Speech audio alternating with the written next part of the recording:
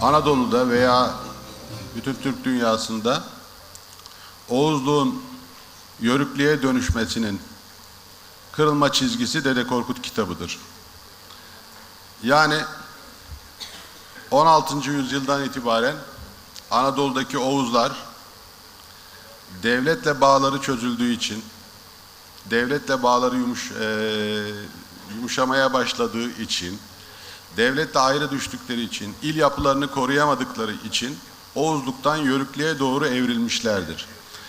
Yani söylemek istediğim şey şudur: Oğuz boy adlarıyla anılan, boylar, iller, uluslar halinde yaşayan, konar göçer yaşamlarını, avcı akıncı yaşamlarını sürdüren Oğuzlar, Dede Korkut kitabıyla tarih sahnesine il çapında devam etme noktasını kapatmışlar.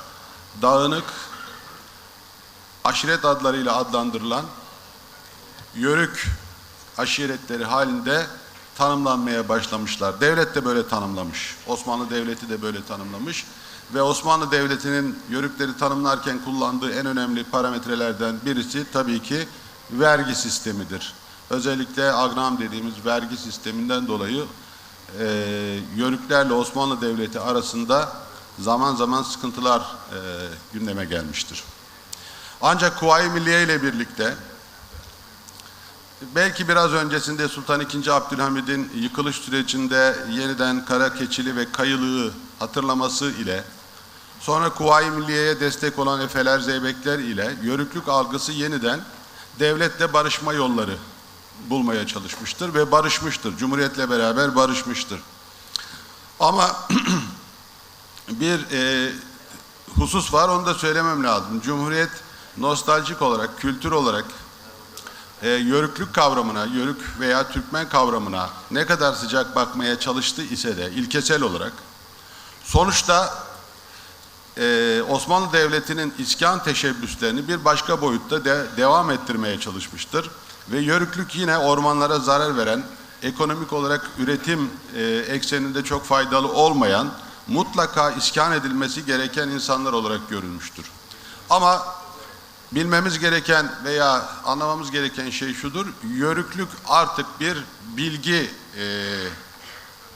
öğrenme, anlama, idrak etme sürecine evrilmiştir.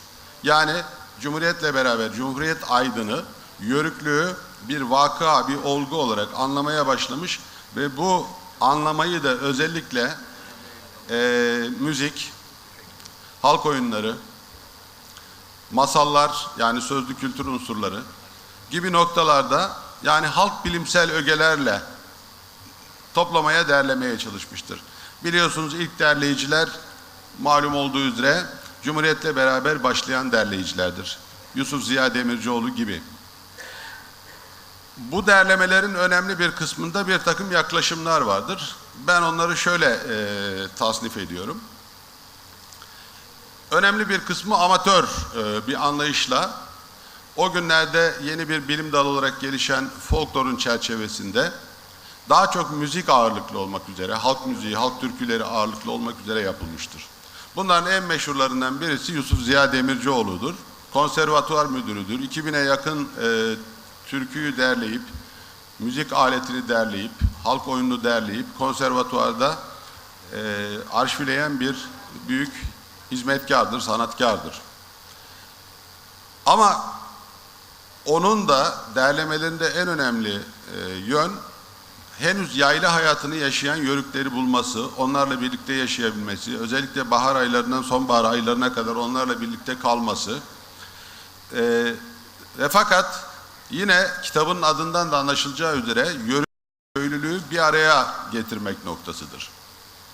Yani Cumhuriyet'ten itibaren artık Yörükleri ancak köylerde bulabiliyorsunuz. Bu bugüne kadar süre gelen bir süreç. Bugün artık Yörük kavramı fiilen bitmiş. Sadece köylerde veya hatıralarda yaşayan bir kavram olarak karşımızda durmaktadır. Başka bir yaklaşım biçimi şudur: antropolojik bir yaklaşım vardır. Bir örnek vermek istiyorum. 1932'de sanıyorum Kerimen Halis dünya güzeli seçildiğinde zamanın gazeteleri onu bir Türk tipi ve özellikle de bir yörük tipi olarak tanımlarlar ve dünya güzeli olmasını bu çerçeveden ele alırlar. İzmir'e yaptığı bir gezide İzmir Müze Müdürü bunu açıkça söyler. Ailesinde yörüklük olmalı, bu yörük tipi der. Yörük tipi derken tabii ki fiziksel anlamda onu tanımlar.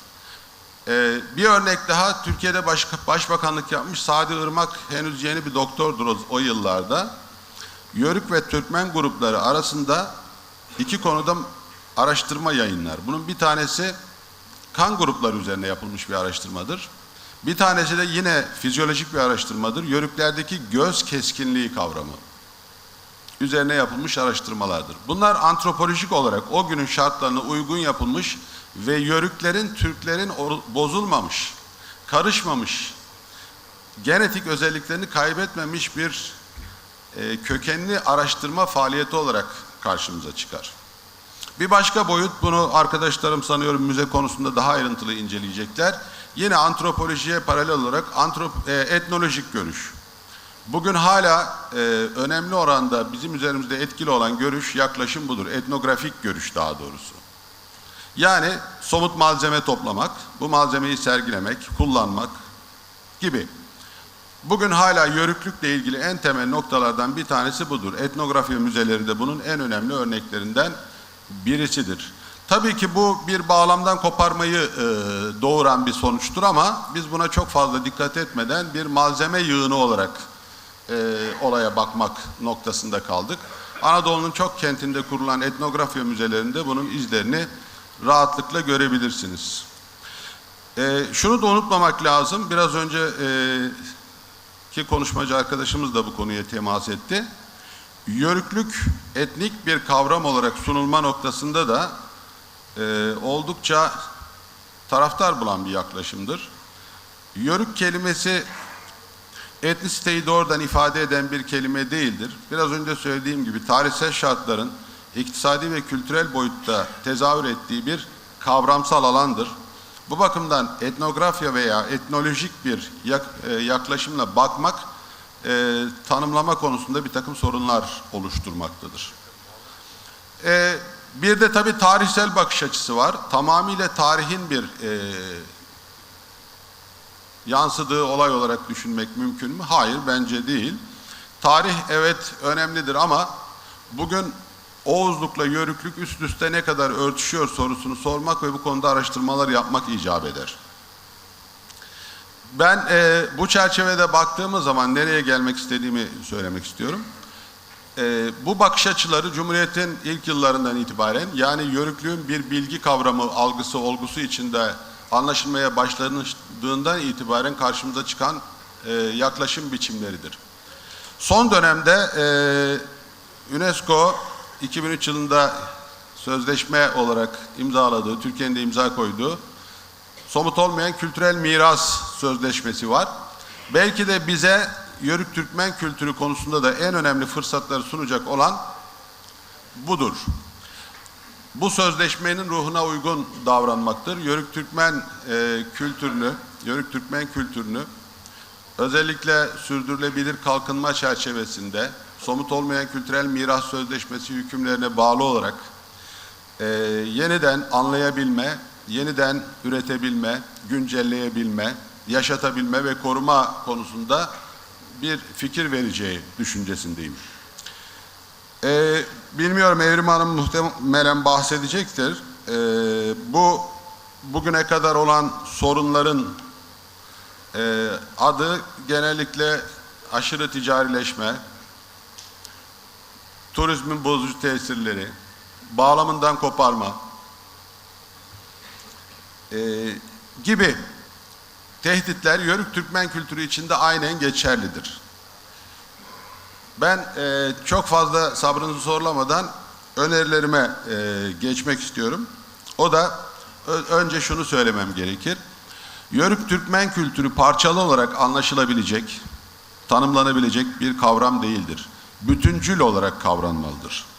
İkincisi, Yörük Türkmen kültürü sadece görünür olan nesnelerden, davranışlardan ibaret bir şey değildir. Yörük Türkmen kültürü bugün bize yeni şeyler söyleyebilecek bir öz taşır. Biraz önce yine söylendi. doğa sevgisi, doğayla barışık yaşama, doğayı anlama, yorumlama, çözümleme, insanın doğal bir varlık olduğunu anlama. Buna bugünlerde yeniden bir kavram olarak organik yaşam diyorlar. Doğaya kaçış diyorlar vesaire diyorlar. Ama yörük kültürü zaten doğa ile iç içeliği getirir. O halde bu özü yakaladığınız zaman aslında yörüklüğü yakalamış oluyorsunuz. Yani başımıza sardığımız kefiye simgesel olarak bir anlam taşıyabilir. Ama o kefiyenin arkasında onun işlevini, onun yaşama gücünü, bize kazandırdığı başka değerler varsa onları yakalayabiliyorsanız, yani özü yakalayabiliyorsanız yörük Türkmen kültürü yaşamaya devam eder. Ama kabukla uğraşırsanız sadece nostaljik bir davranış sergilemiş olursunuz. O halde bugünkü dünyaya, güncel dünyaya, geleceğin dünyasına yörük Türkmen kültürü ne sunabilir? Kavramsal olarak ne sunabilir? Yaşam biçimi olarak ne sunabilir? Zihniyet olarak ne sunabilir? Bence en önemli yörük Türkmen kültürünü yaşatmanın yolu, yöntemi budur. O halde şunu yapmamız gerekir. Yörük Türkmen kültürü bize değerler olarak neler önerir, neler verir ve bu verdiklerini biz önümüzdeki yıllarda nasıl güncelleyebiliriz ve bunu ülkemizin kalkınmasına nasıl bir katkı olarak sunabiliriz? Ben ayrıntıyla uğraşmak yerine bu öz değerlerin bulunması gerektiği kanaatindeyim.